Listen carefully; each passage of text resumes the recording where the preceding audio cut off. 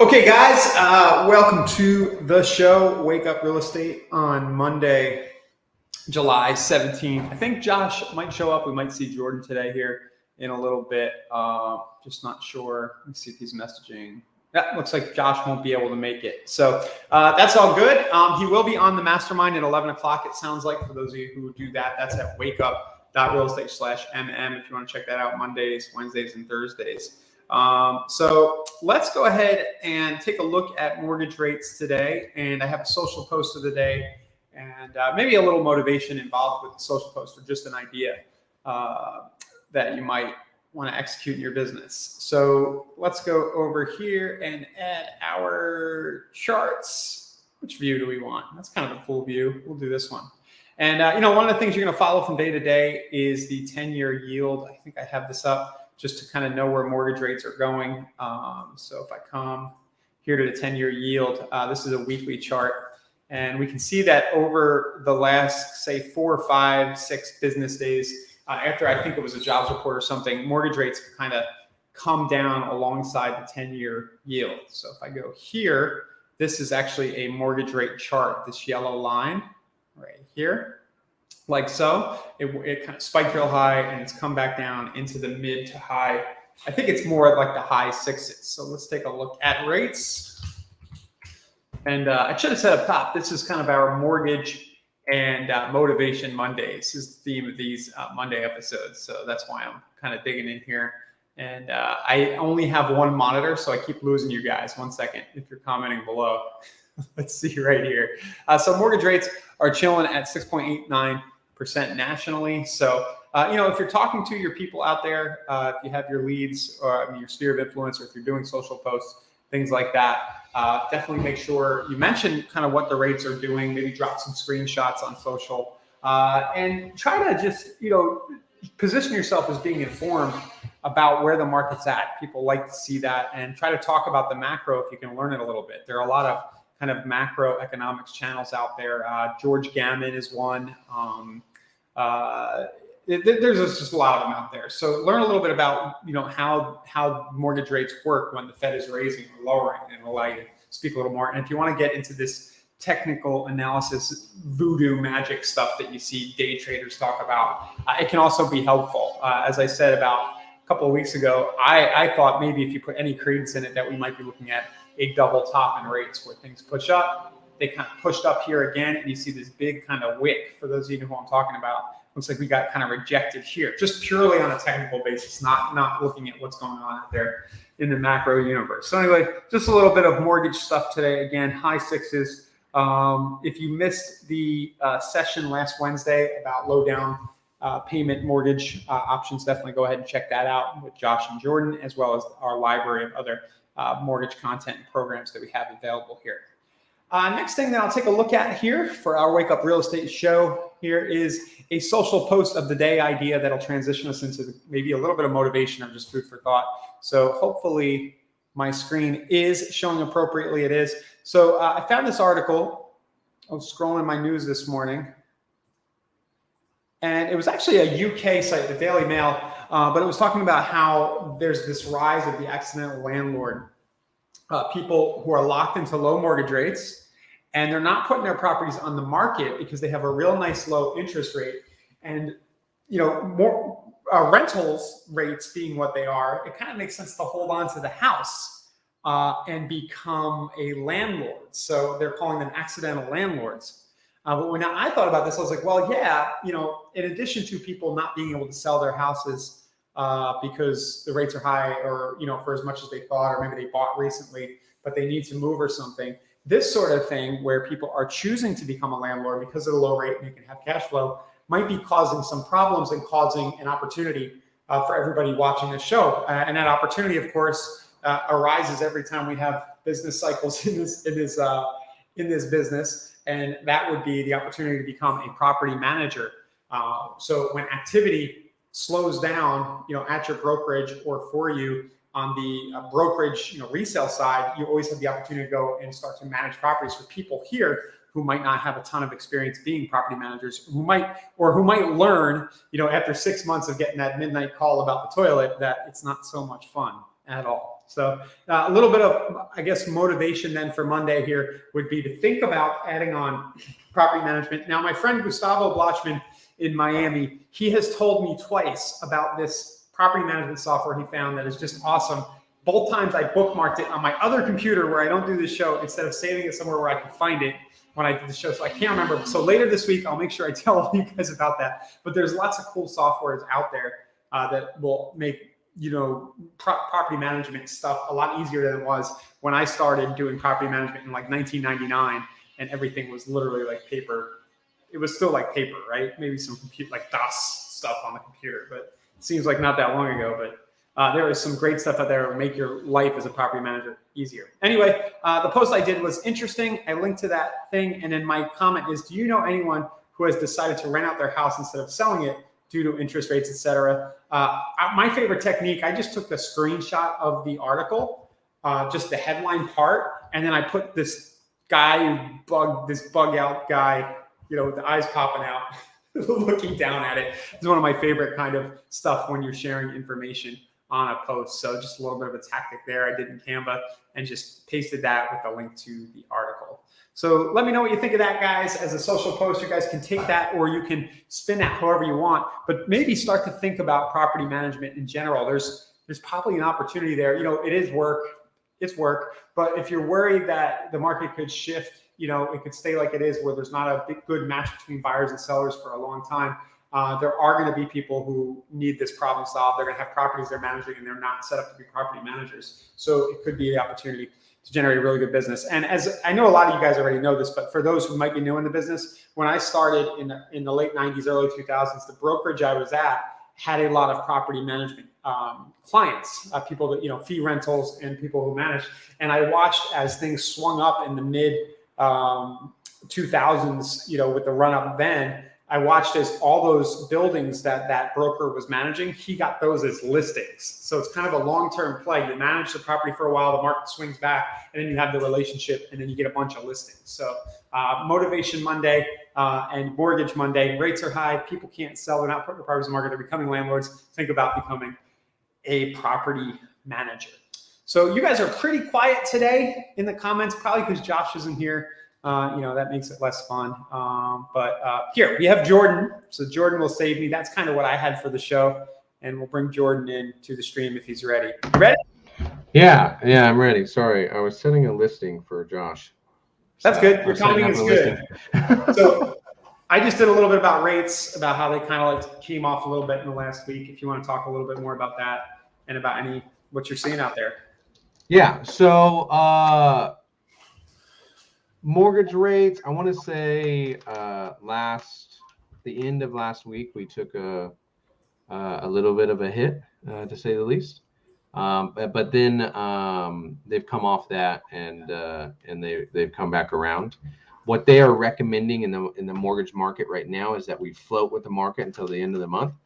I'm gonna be honest with you guys. I don't like floating in this market because the next news item that comes up will tank our rates for a little bit. And by float you mean don't lock? Yeah, don't lock your loans. So Barry Habib and a lot of analysts are recommending over the next 30 days that rates are going to drop. But me as a broker, I'll just switch lenders. You know, it's not, I mean, I just might as well just lock your loan. Just lock your loan every time. I'll just switch lenders because I have over 200. So if rates drop, we'll just move to another lender and swap it out. But it's basically a way to cheat the system. So if you're working with a broker, you should lock your loan immediately every single time. You should never not lock because if rates drop for us, we can just switch lenders, where other lenders that are just working with one, you're pretty much stuck. Never heard that explanation before, but that's really useful. So people that if they're afraid. Lenders don't like us to say that. Promote that. Say it. Obviously, they don't want us to switch companies. If we're with taking a loan to X company, and if rates drop, we'll just move it to another company. But as a broker, and when I'm teaching loan officers, or I'm explaining it to a client, risk versus reward. do you want to lock today? And I have clients that'll say, well, in the market, they say rates are going to drop in the next 30 days. That's great. I hope they do. I really do. But what if they go up? What's going to happen then? Here's an option. That option is we lock you today. If they go down, if it's more than 0.25%, we'll switch your lender. But if it's not more than 0.25%, we're talking about $17 to $18 usually on average on payment. So, usually the client's like, okay, I want to take the safe bet, right? Because if we go the opposite direction, they're not going to be happy. Typically, they're paying points out of pocket to keep the same rate. That just happened with a client that we quoted at the beginning of last week, where they went from having a par rate to where they went to buying that same rate for $3,000. They wanted that rate specifically. And the rates came back down. Yeah, the rates came back down. So we are going to be locking today by switching lenders. I switched I went to a second lender on that one. So we originally started at one when the rates moved, and then our rates dropped, and we're now moving lenders. So that was right in the beginning of their process. So it's a super easy switch, and the lender that we're going with is actually faster. We'll actually probably close their loan early. So another advantage to working with a mortgage broker, even more flexibility. You get a lot of the nature of working with a mortgage broker is you get a lot of options, but this is just another aspect of that. You get the option to undo a locked loan, basically. Yeah, it is. But yeah, that's something that we do often. It's not necessarily something that brokers like to promote because their lenders, get kind of upset, but it's what we do with clients. It's ultimately what's best for the client. Yeah. So. Any other new programs out there people should know about? Anything? Just our 1% down conventional program. I'm going to tell you guys right now, I'm not a super huge fan of conventional in general. I'm going to be FHA all the way, but there is a 1% down conventional program out there that gives up to $4,000 in costs. So it's about a $200,000 house. So if you're in a higher market, it's not going to be a great product for a higher market. But if you're in, Pennsylvania, markets like that 1%, that 1% down a product is a good product if you have a good credit score. Right, it's essentially almost a 0% down product. Yeah. Now, with that being said, the other thing about mortgages, I don't know if we've talked about it on here recently, is that FHA dropped their mortgage insurance. Okay, right. And essentially, even an 800 credit score, if you took an 800 credit score borrower with 20% down and compared it to 3.5% down FHA with mortgage insurance, it's going to beat out that conventional product. There's not really a scenario, me as a mortgage lender, that I would take a conventional product over an FHA product. One, because the interest rate's almost a whole % lower, but the second is the mortgage insurance was cut in half, and if I combine them together, it still beats out conventional, typically. So I try to explain that to people and really impress that. But the second thing is that that FHA product has something called an FHA streamline. Right. I don't know what the market will do. I'm not a real estate agent, but if I was a betting man, most likely inventory is going to come up at some point and demand might go down a little bit and our house prices are going to drop a little bit. An FHA streamline allows you to drop your rate without reappraising your house, where a conventional does not. If you go upside down, you're stuck in that rate, period. So it makes sense to have it if rates go down, but values go down too, then you can do a term. You can still rate and term and drop that rate. Yeah. So right now, from a protection standpoint, that FHA is going to be the best product to go with. Interest rate wise and protecting the client wise. So listing agents who are listening, don't just dismiss FHA. Ask why. Like look at the buyer's full picture. It could be that they've run into Jordan and he's helping them get an FHA because it just makes sense. Yeah. Well, the last thing we want to do is put buyers in a position where they have 8-9% interest rate. It seems like we're going there. We're going to go another a rate hike at some point. They talked about having at From the least two Fed. more. Yeah, from the Fed. You don't want someone to, you know, become upside down in their mortgage and not be able to refinance during a, you know, a tough time. And then you're going to have foreclosures. Ultimately, it's going to be bad. Now, with that being said, those 800 credit score bars, they're now putting 3.5% down instead of 20. And they're not trying to get out of mortgage insurance because you can't on an FHA. They got money to fix the house, right? So that's the other thing that I explained to them is like, hey, we're going to go down this route, but you have to understand that there's a listing agent on the other side of this that's not going to want to accept your loan, because the FHA has typically a higher requirements on, you know, safety issues, things like that. I try to explain to them, you're going to need to do the repairs on the house. If you're going to make an offer, you might put it in there that, hey, if there's any, you know, appraisal required repairs, that you'll fix them, that you'll fix those repairs as long as it's within, you know, X amount of dollars, whatever. That's on the buyer's agent to sell the offer with that language. Hey, this person qualified for conventional, they're going FHA because XYZ, and they're happy to pay for any of the silly things that the appraiser funds. Yeah, basically. And if you ask me specifically, hey Jordan, you know, I'm going to make this offer. Can you pick up the phone and tell the listing agent why we're going FHA? I'll do it. As you know, as long as the client puts in writing in a text or an email, hey, I can disclose some information. I'll disclose it and basically explain what I just explained to you. Hey, this person has a ton of money in the bank. They're going FHA for XYZ reason. Those two main reasons. I mean, those two are going to be the best reasons: interest rate, and that they're able to drop without it. Drop their interest rate without reappraising. But the next thing is that explaining to them, hey, they're going to incur the cost of that appraisal. And that's usually what the hesitation is with listing agents. I'm also going to tell you, FHA is an easier product to get done. I know conventional sounds like it is, but get it underwritten? Yes, by far. Okay. It doesn't, because at the end of the day, in conventional, you need that cookie cutter buyer. On FHA, I don't need a cookie cutter buyer. If I have a charge off randomly, you know, pop in, or a collection pop in, FHA is going to be cool with it, where conventional's not. You know, we're gonna have to start jumping through, you know, a couple hoops. If we drop on interest rate, you know, if we drop on credit score, FHA is going to be cool with it, where conventional may not. You know, I've seen homes not get approved on conventional with 3 or 5% down with a 700 credit score. Yeah. So where FHA, you'd never see that.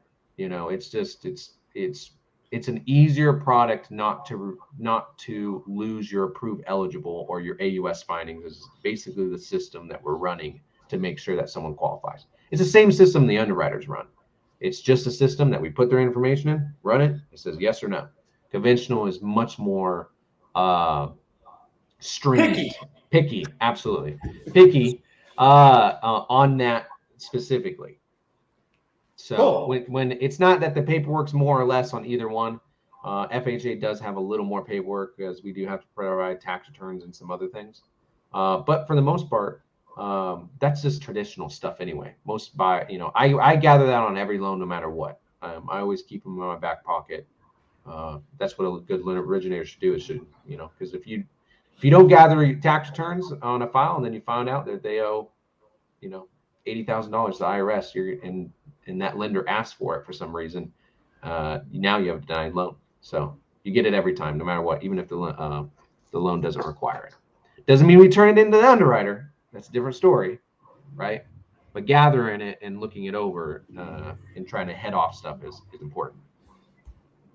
Great. So 2 big takeaways from Jordan today, and Patricia saying she had no idea FHA was easier. So that's cool. FHA can be easier and can make more sense right now. What was the first thing we did? I forgot already. I'm a goldfish today. We talked about rates. Oh yeah. Yeah. Mm-hmm. I think so. Yeah. So locking rates is not necessarily a bad thing. Basically, they can. If you're We talked about locking rates no matter what. So especially with my team, it's a requirement of my team specifically. When I have one of my LOAs, is like, that's one of the things that I will lose my mind over, is not locking a rate for a client right now.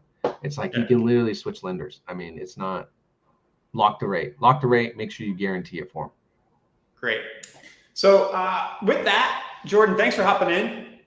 Yeah. I think we're good here at 20 minutes. Josh is playing hooky again. I think his son got invited to really cool stuff. His son got invited to play more baseball at some kind of national level or something. So that's really cool. So we'll see Josh in and out today, this week, but he will be on in about 9 minutes at wakeup.realestate/MM for the mastermind session. What's up, Andre? It's hot down there, isn't it? I heard it's hot down there. Glad I'm not there. It's hot everywhere, right? And then this week on Wednesday, we will do our normal mortgage session. I don't know what the topic's going to be. Do you, Jordan? No, I'm thinking renovation loans, though. I renovation loans. So if anyone knows my background at all, that's what I started in the industry. I asked my mentor, what is the hardest loan I could possibly do? And they're like, renovation loans. And I was like, okay. And I did like 6 or 7 a month. And then eventually I was like, all right, I'm not doing this anymore. So yeah, it's hard. Yeah, they're hard. So we will get the renovation loan link sign up on the site. I don't think it's there yet, but later today. And then otherwise, yeah, just enjoy the week, everybody. Feel free to reach out. We're always here. Wakeup.realestate or vqualifier.com if you want to work with us on a more in-depth level on the mortgage side of things. That's about it. Thanks for coming, Jordan, and we'll see everybody tomorrow. All right, sounds good. Appreciate it. Thanks. Bye.